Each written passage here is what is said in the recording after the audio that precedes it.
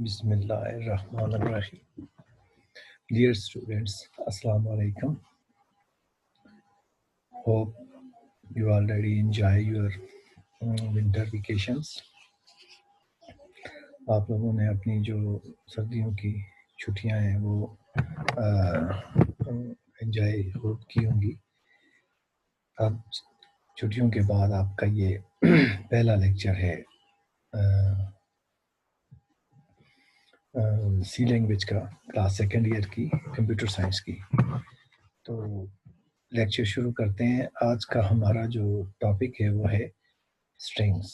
आज हम डिस्कस करेंगे स्ट्रिंग्स क्या होता है। स्ट्रिंग्स को डिस्कस करने से पहले हम थोड़ा सा पिछले टॉपिक को देख लेते हैं कि हमने पहले लास्ट टॉपिक हमने क्या डिस्कस किया था। हमने एरेज के हवाले से आपसे डिस्कशन की थी। वन डायमेंशनल एरे आपको समझाया था, टू डायमेंशनल एरे आपको समझाया था, जिसमें हमने डिस्कस किया था कि वन डायमेंशनल एरे क्या होता है, टू डायमेंशनल एरे क्या होता है और एरेज क्या होते हैं। इस चीज़ को हमने बड़ी डिटेल से डिस्कस किया था।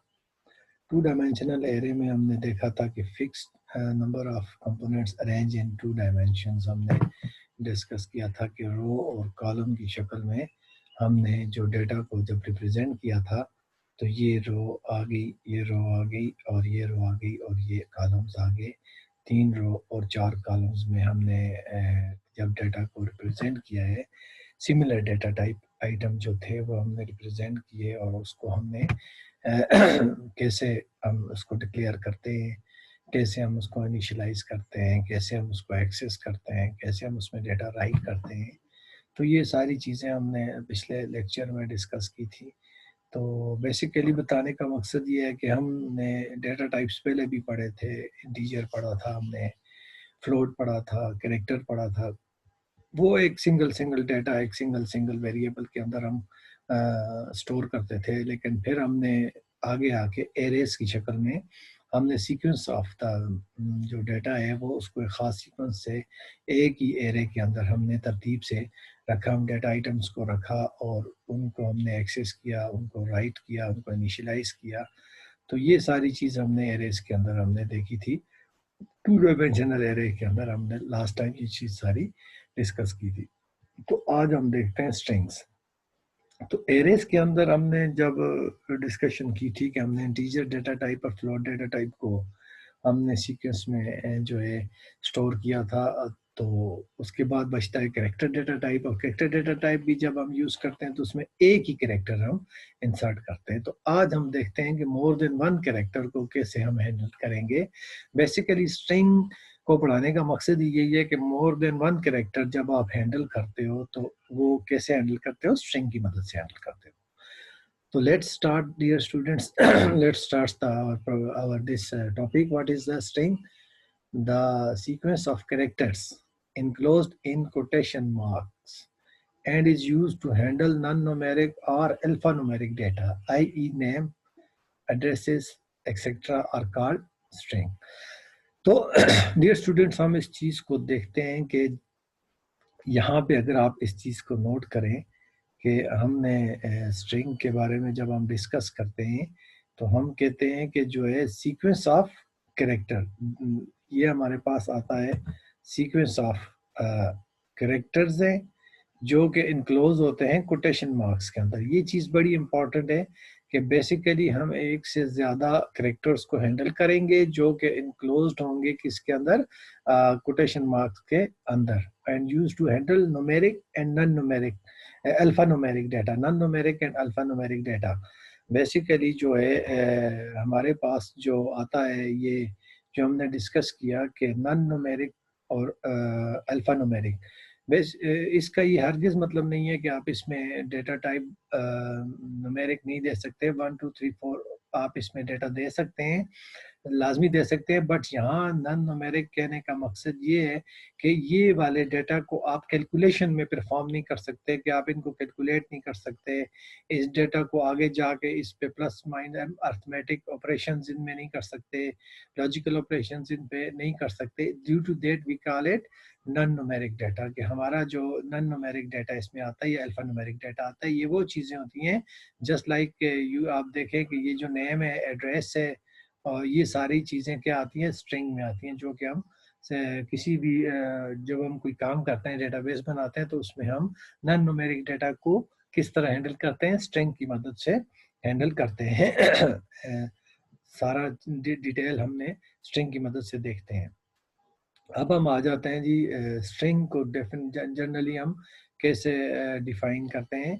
तो defining a string in C plus plus, उसका जनरल सिंटैक्स जो होता है वो होता है कि आप ये उसका जनरल सिंटैक्स है कि जिसमें डेटा टाइप सबसे पहले हमारे पास आ जाता है, डेटा टाइप आ जाता है, नेम ऑफ स्ट्रिंग आ जाता है और साइज ऑफ स्ट्रिंग आ जाता है। जस्ट लाइक एन एरे, हमने एरे में भी यही देखा था कि उसमें सबसे पहले हमारे पास आता था डेटा टाइप, फिर उसके बाद हमारे पास आ जाता था नेम ऑफ द स्ट्रिंग और साइज ऑफ द एरे आता था, name of the array and size of the array. यहाँ पे क्या है कि डेटा टाइप है, नेम ऑफ द स्ट्रिंग है और साइज ऑफ द स्ट्रिंग है। अब अगर आप इस एग्जांपल को देखें तो इसमें हमारे पास ये जो कैरेक्टर होता है ये हमारे पास डेटा टाइप है, और ए जो है हमारे पास वो है हमारा डेटा, इसका नेम है, नेम ऑफ द स्ट्रिंग है, और 20 हमारे पास क्या है, उसकी स्ट्रिंग का टोटल साइज है। तो ये वाला जो टोटल साइज स्ट्रिंग का हमारे पास 20 है, नेम ए और उसका टाइप है कैरेक्टर। तो इसी को आगे मजीद बढ़ाते हैं और देखते हैं कि हम स्ट्रिंग को जो है इनिशियलाइज कैसे करते हैं, initialize a string, how to initialize a string.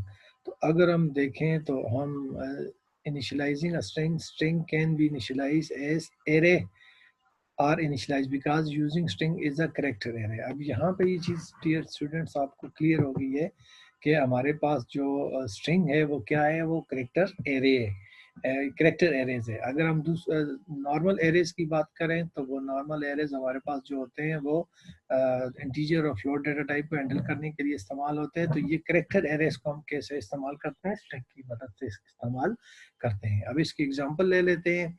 ये हमारे पास आ जाते हैं कैरेक्टर, ग्रीटिंग्स और 6, और उसके बाद ये उसकी वैल्यू है। ये सारी हमारे पास इस जो एरे है, कैरेक्टर एरे, उसकी वैल्यूज हैं। तो ये तो हमारे पास आ गया डेटा टाइप। पहला हमारे पास आ गया जी ये डेटा टाइप आ गया, ये आ गया एरे नेम आ गया, और ये हमारे पास टोटल उसकी आ गई साइज 6। अब देखें 1 2 3 4 5 और 6 डेटा आइटम इसमें हमने दिए हुए हैं। अब हर डेटा आइटम को अगर आप और से देखें तो ये हर डेटा आइटम हमारा जो है वो कोटेशन के अंदर है, सिंगल कोटेशन के अंदर से स्टार्ट हुआ डेटा आइटम और फिर सिंगल कोटेशन से क्लोज हुआ, फिर कॉमा डाल के दूसरा डेटा आइटम जो कि एक सिंगल कोटेशन से स्टार्ट हुआ, फिर डेटा आइटम और फिर सिंगल कोटेशन से क्लोज हुआ, कामा, फिर तीसरा data item similarly single quotation से स्टार्ट हुआ, डेटा आइटम और फिर सिंगल कोटेशन से क्लोज हुआ और फिर कामा। तो इससे जाहिर होता है कि हमारा हर डेटा आइटम एक तो सिंगल कोटेशन के अंदर होगा, फिर उसके दरमियान हम कामा लगाएंगे ताकि दूसरा डेटा आइटम लिखें, और ये हमारे पास इस वक्त अगर आप और करें तो 5 हमारे पास डेटा आइटम्स हैं, और छठा हमने दिया हुआ है नल करेक्टर दिया हुआ है। नल करेक्टर इसलिए दिया हुआ है कि इस तरह के जब हम स्ट्रिंग को डिफाइन करते हैं तो उससे हमें ये पता चलता है कि यहाँ पे स्ट्रिंग आके क्लोज हो गई है, यहाँ पे खत्म हो गई है, इसके बाद आप नई स्ट्रिंग कोई डिक्लेयर करेंगे। तो स्ट्रिंग का क्लोजिंग जाहिर करने के लिए ये आखिर में हमें नल करेक्टर इस अंदाज से देना पड़ता है, जिसका सिंटेक्स ये है। अगर आप इसको देखें तो इसका सिंटेक्स ये है कि आप इसमें सिंगल कोटेशन डालते हो और सिंगल कोटेशन के साथ साथ आप बैक स्लैश लगाते हो और जीरो लगाते हो और फिर सिंगल कोटेशन क्लोज, तो ये हमारे पास क्या आ जाता है, नल करेक्टर आ जाते हैं। तो सिमिलरली हम इस तरह डिक्लेयर करते हैं करेक्टर स्ट्रिंग को, इनिशियलाइज करते हैं और उसको इस तरह उसकी वैल्यूज देते हैं। तो हम आगे बढ़ते हैं जी, इसको देखते हैं कि अनदर एग्जांपल, अब एक और एग्जांपल हमारे सामने आ गई है कि हम एक और तरीके से भी इसको इनिशियलाइज कर सकते हैं। कैसे, ये करेक्टर ग्रीटिंग्स, आगे खाली ब्रैकेट्स और आगे हेलो लिखा हुआ है डबल कोटेशन के अंदर और टर्मिनेटर दिया हुआ है।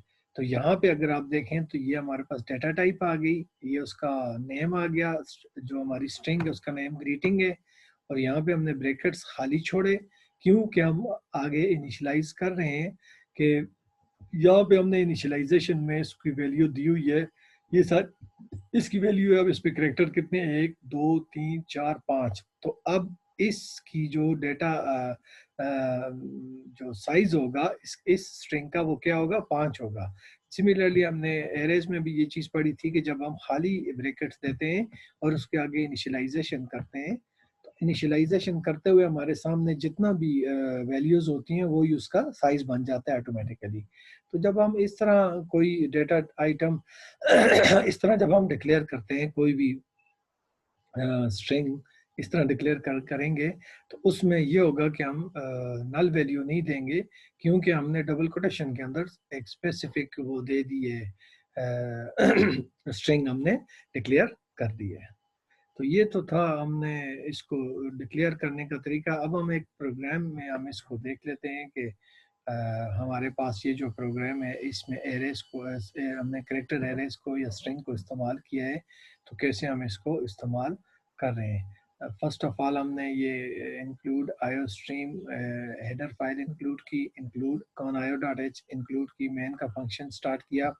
उसके बाद देखें तो हमने ये करेक्टर दी हुई है, करेक्टर क्वेश्चन, आगे हमने जो है सिंगल ब्रैकेट खाली दिए हुए is equal to double quotation के अंदर please enter your first name quotation close terminator. तो जैसे कि हमने पहले ये जाहिर किया था कि हमने डिफाइन किया था कि हम कैसे डिक्लेयर करते हैं, कैसे इनिशियलाइज करते हैं। तो ये हमने एक array character array string initialize कर दी। करेक्टर ग्रीटिंग हाली हेलो हमने ये दूसरा हमने डिक्लेयर कर दिया। और फिर हमने करेक्टर योर नेम 80, यहाँ पे हमने सिर्फ इसको डिक्लेयर किया है, इनिशियलाइज नहीं किया किसी भी वैल्यूज के साथ। यहाँ पे इनिशियलाइजेशन की हुई है और ये सारे उसका साइज बन जाते हैं। यहाँ पे हमने जो ही सिर्फ करेक्टर योर नेम और 80 हमने डिक्लेयर किया। सी आउट हम करते हैं क्वेश्चन। जब हमने सी आउट क्वेश्चन किया तो क्वेश्चन बेसिकली हमारे पास क्या है, क्वेश्चन हमारे पास ये नेम है, किसका, स्ट्रिंग का नेम है, एरे का नेम है। जो ही हम क्वेश्चन को यहाँ पे हम सी आउट करेंगे तो output of the program screen पे हमारे पास ये चीज आ जाएगी। क्वेश्चन के अंदर वैल्यू क्या है, अगर आप गौर करें तो करेक्टर वैल्यू क्वेश्चन के अंदर है please enter your first name. तो आउटपुट हमारा पहला स्क्रीन पे ये लिखा हुआ आएगा please enter your first name, ये हमारे पास आ जाएगा। फिर सी आउट जब करने के बाद हम सी एन करते हैं, सी एन करेंगे सी एन यूर नेम। अब यूर नेम हमने यहाँ पे एरे स्ट्रिंग दिया हुआ है जिसकी वैल्यू हमने 80 दी हुई है, और यहाँ पे क्या होगा कि वो हमसे एक इनपुट करेगा। सी एन चूंकि इनपुट मॉड्यूल है, ऑब्जेक्ट है, वो हमसे एक वैल्यू इनपुट करेगा। तो हमने यहाँ पे ये देखें अली नाम हमने इनपुट किया, अली नाम इस यूर नेम के अंदर इनपुट आ जाएगा। फिर हमने सी आउट किया, यहाँ पे हम सी आउट कर रहे हैं, सबसे पहले हम ग्रीटिंग कर रहे हैं। अब ग्रीटिंग के अंदर क्या लिखा हुआ है, हेलो। फिर उसके बाद हमने यूर नेम और उसके बाद हमने साइज ऑफ एक्सक्लेमेशन हमने जाहिर किया। तो स्क्रीन पे लिखा हुआ आएगा हेलो अली और sign of exclamation. Dear students, आपने देखा इस तरह हम स्ट्रिंग को कैसे हम स्ट्रिंग को कैसे डिक्लेयर करते हैं, स्ट्रिंग को कैसे इनिशियलाइज करते हैं, कैसे उसमें इनपुट करते हैं। अब स्ट्रिंग के अंदर हमने डिक्लेरेशन भी किया, इनिशियलाइज भी किया, इनपुट भी किया और उसका आउटपुट भी हमने इस प्रोग्राम के अंदर देखा। तो बाय दिस वे हम किसी भी स्ट्रिंग को हैंडल करते हैं इसके अंदर। नाउ अब आगे बढ़ते हैं डियर स्टूडेंट्स और देखते हैं स्ट्रिंग के एक और अब स्ट्रिंग के हवाले से हमने जो इससे पहले यूज़ किया है वो हमने करेक्टर डेटा टाइप यूज़ किया, और उससे हमने एक स्ट्रिंग वेरिएबल को डिक्लेयर किया जिसमें डेटा टाइप उसकी करेक्टर दी और उसके आगे उसकी वैल्यूज़ दी। मोर देन वन करेक्टर उसके अंदर हमने हैंडल किए। तो ये चीज़ें हम इससे पहले देखते आ रहे हैं करेक्टर डेटा टाइप के साथ। नाउ सी प्लस प्लस हमें एक कीवर्ड देता है स्ट्रिंग का। String in C++ can be initialized both ways, like in C and directly like ordinary variable. जिस तरह हमने पहले variables के अंदर हम ये काम करते रहे, with the only difference that the string should be enclosed in double quotation. Consider the following example. अब बाकी वेरिएबल्स और इनके दरमियान क्या फ़र्क होता है, इसके दरमियान और बाकी वेरिएबल्स के दरमियान ये फ़र्क होता है कि इसको हम डबल कोटेशन के अंदर स्ट्रिंग को हम डबल कोटेशन के अंदर लिखते हैं, और जो बाकी वेरिएबल हम जब डिक्लेयर करते हैं कोई एरेज या कोई बाकी डेटा टाइप को हम हैंडल कर रहे होते हैं, जैसे कि इंटीजर है, फ्लोट है, तो उसको जब हम किसी भी हैंडलिंग में करेंगे तो हम डबल कोटेशन नहीं करते। क्यों? कि हमने उसको उसके ऊपर कोई कैलकुलेशन परफॉर्म करनी होती है। यहाँ पे ये होता है कि इसको एज इट इज हमने स्क्रीन पे लिखना होता है एज इट इज। इसके ऊपर कोई भी मैथमेटिकल, अर्थमेटिकल या कोई लॉजिकल ऑपरेशन हमने परफॉर्म नहीं करना होता। तो अब हमने ये एक एग्जांपल देख रहे हैं हम लोग। लेट्स सपोज ये हमारे पास एक एग्जांपल है, स्ट्रिंग str ब्रैकेट के अंदर डबल कोटेशन के अंदर कॉल मी double quotation close bracket close terminator. अब अगर आप इसको गौर से देखें तो इसमें ये स्ट्रिंग हमारे पास क्या है, डेटा टाइप है जो कि स्ट्रिंग है, करेक्टर है। str1 उसका नेम है और कॉल मी उसकी वैल्यू है जिसको हमने इन ब्रैकेट्स के अंदर और डबल कोटेशन के अंदर जाहिर किया है। तो स्ट्रिंग डेटा टाइप को इस अंदाज से भी हम लोग डिक्लेयर कर सकते हैं, इस अंदाज से भी उसको इनिशियलाइज कर सकते हैं, इस अंदाज से भी उसको हम स्क्रीन पे उसकी वैल्यूज दे सकते हैं। ये तो एक तरीकाकार था। अब हम आ जाते हैं दूसरे तरीकाकार में। ये हमारे पास दूसरा है, अगर आप गौर करें इस पे तो ये हमारे पास आ जाता है स्ट्रिंग। स्ट्रिंग हमारे पास डेटा टाइप है और उसके बाद हमारे पास आ जाता है str2, ये हमारे पास उसका नेम है, is equal to double quotation के अंदर सेंड एसएमएस। सेंड एसएमएस हमारे पास क्या है, वैल्यू है उस स्ट्रिंग की, और डबल कोटेशन के बाद टर्मिनेटर। ये दूसरा तरीकाकार है। और फिर सिमिलरली ये तीसरा हमारे पास उसी तरह जो हमने ऊपर डिक्लेयर किया है, स्ट्रिंग 3 हमने डिक्लेयर किया, ओके किया और डबल कोटेशन के अंदर और टर्मिनेटर। तो इस तरह हम किसी भी स्ट्रिंग डेटा टाइप को, हम करेक्टर डेटा टाइप को स्ट्रिंग की मदद से डिक्लेयर भी कर सकते हैं, उसको इनिशियलाइज भी कर सकते हैं, उसको वैल्यू भी दे सकते हैं। और 3 तरीकाकार हमने यहाँ पे डिस्कस किए। अब इसी चीज़ को आगे डियर स्टूडेंट्स हम देखते हैं कि हम इसको आगे प्रोसेस एक प्रोग्राम के अंदर इस सारे प्रोसेस को करके देखते हैं। अब इसमें डियर स्टूडेंट्स हमने यूज़ किया है कि इसमें एक चीज़ हमसे रह गई है जो कि आपको बतानी है। यहाँ पे मैं लिख देता हूँ इसको, include string string.h, ये इम्पोर्टेंट है ये। अच्छा जी, अब अगर इस प्रोग्राम को आप देखें डियर स्टूडेंट्स तो ये हमारे पास जो प्रोग्राम है इसमें हमने सबसे पहले स्क्रीन पे जो है एक पहली हेडर फाइल, फिर दूसरी हेडर फाइल, अब तीसरी एक हेडर फाइल आपके पास आ गई है जो कि स्पेशल हेडर फाइल हमने यूज़ की है string.h। अब ये string.h स्ट्रिंग वेरिएबल्स को हैंडल करने के लिए ये हेडर फाइल इस्तेमाल होती है स्पेसिफिकली।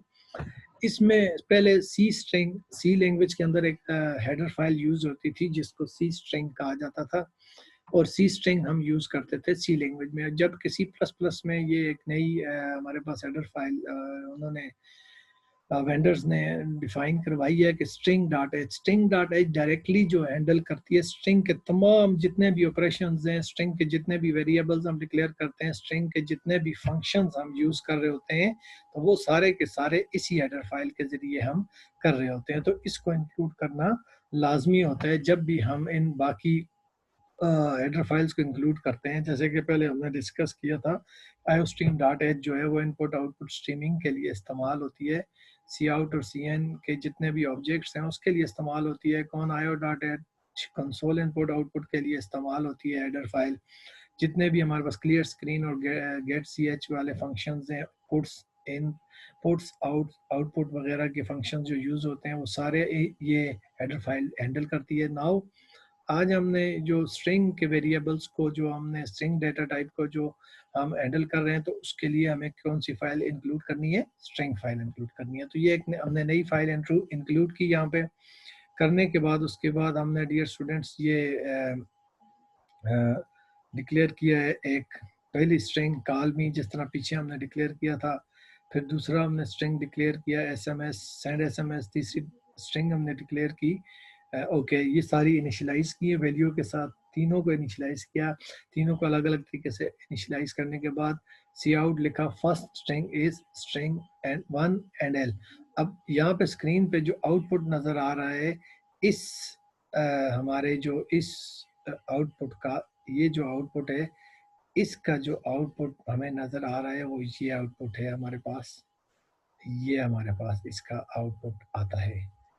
अगर आप देखें तो दिस वन, ये हमारे पास पहले का आउटपुट आता है कि first string str1 is call मी। यहाँ पे हमने उसकी वैल्यू नेम से उसे पुकारा है, कॉल की है, उसकी वैल्यू यहाँ पे आ गई कॉल मी। अगर हम दूसरे को देखें, सी आउट को अगर हम देखें, दूसरा हमने जो यहाँ पे सी आउट की स्टेटमेंट इस्तेमाल की है, सेकंड स्ट्रिंग इज str2। अगर आप इसका जो रिजल्ट है वो आपके पास स्क्रीन पे यहाँ पे डिक्लेयर होता है कि आपका second string str2 is send SMS, send SMS. अब यहाँ पे सेंड एसएमएस है, थोड़ा स्पेलिंग मिस्टेक है, वो ठीक कर लेंगे। फिर उसके बाद हमारे पास आ जाता है तीसरी सी आउट स्टेटमेंट आ जाती है, जिसमें थर्ड स्ट्रिंग इज str3, जिसका रिजल्ट हमारे पास ये आ जाता है, third string str3 is okay. तो इस तरह हमने डियर स्टूडेंट्स देखा कि हमने स्ट्रिंग को हैंडल किया है स्ट्रिंग वेरिएबल के साथ और स्ट्रिंग के नेम के साथ और उसकी वैल्यूज़ के साथ, और आउटपुट स्क्रीन पे हमने उसका लिया है, यानी यहाँ पे हमने उसकी वैल्यू इनिशियलाइज की है और यहाँ पे उसका आउटपुट हमने स्क्रीन पे लिया है।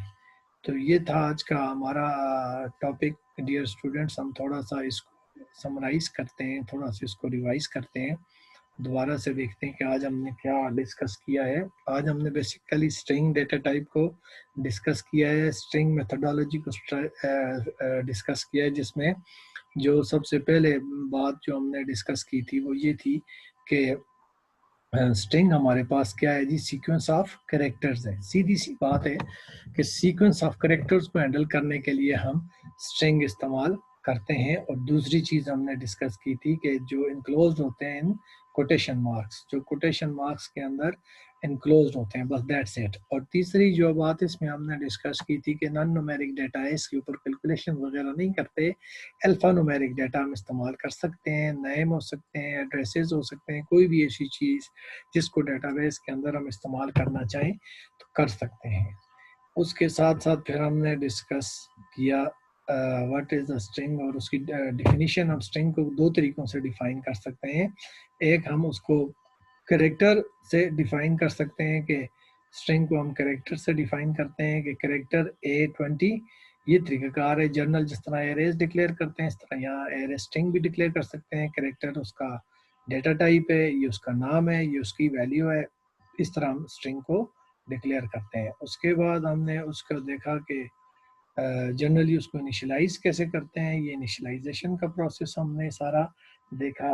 उसमें हमने जो पहला प्रोसीजर देखा था इनिशियलाइजेशन का, जिसमें नल कैरेक्टर देते हैं ताकि स्ट्रिंग के एंडिंग का पता चले कि स्ट्रिंग कहाँ से शुरू हुआ और कहाँ पे ख़त्म हुआ। उसके बाद हम देखते हैं जी, हमने उसको डिक्लेरेशन का एक और तरीकाकार देखा कि डायरेक्ट उसको डिक्लेयर करते हैं और इनिशियलाइज करते हैं बगैर उसका साइज़ दिए, जिससे हमें उसका साइज़ पता चलता है। फिर इसके अंदर हमने देखा कि ये कैसे हम इस प्रोग्राम के अंदर स्ट्रिंग को कैसे हमने डिक्लेयर किया, उसको कैसे इनिशियलाइज किया, कैसे उसको कॉल किया। उसको कॉल करने के बाद स्क्रीन पे ये जो कॉल किया है तो स्क्रीन पे उसका आउटपुट आया है। फिर उसको हमने कैसे दोबारा इनिशियलाइज किया और फिर उसकी ग्रीटिंग्स को हमने कॉल किया स्क्रीन पे यहाँ पे, तो कैसे उसका रिजल्ट आया और कैसे हमने स्क्रीन इनपुट, स्क्रीन के ऊपर हमने while running the program, execution of the program, कैसे हमने स्ट्रिंग का इनपुट लिया, तो स्ट्रिंग का इनपुट लेने के बाद उसका आउटपुट कैसे स्क्रीन पे लिया, ये सारा हमने किया था करेक्टर डेटा टाइप से। फिर हमने स्ट्रिंग डेटा टाइप को देखा, उसकी इनिशियलाइजेशन के 3 प्रोसीजर देखे। इस तरह हम उसको इनिशियलाइज कर सकते हैं डबल कोटेशन के साथ। करने के बाद उसको फिर हमने एक प्रोग्राम के अंदर यूज़ किया। स्ट्रिंग पहला हमने इनिशियलाइज किया, दूसरा किया, तीसरा किया, और यहाँ पे ये चीज़ जो इम्पोर्टेंट हमने डिस्कस की थी कि इसके लिए हम स्ट्रिंग की जो हेडर फाइल है वो यूज़ करते हैं। स्ट्रिंग की हेडर फाइल को इस्तेमाल करते हुए हम इस स्ट्रिंग कीवर्ड्स को हैंडल करते हैं। तो ये 3 हमने इनिशियलाइजेशन की और उन तीनों को फिर हमने आउटपुट स्क्रीन पे लिया, जो कि ये हमें आउटपुट नज़र आता है जिस पे। तो ये थर्ड ईयर स्टूडेंट स्ट्रिंग के हवाले से कि स्ट्रिंग क्या होती है, स्ट्रिंग को कैसे इनिशियलाइज किया जाता है, स्ट्रिंग को कितने तरीकों से इनिशियलाइज किया जाता है, उसको कैसे प्रोग्राम में यूज़ करते हैं, उसका इनपुट कैसे किया जाता है, उसका आउटपुट कैसे किया जाता है। तो ये टोटल आज का लेक्चर स्ट्रिंग के हवाले से था। And that's all for today. Thank you.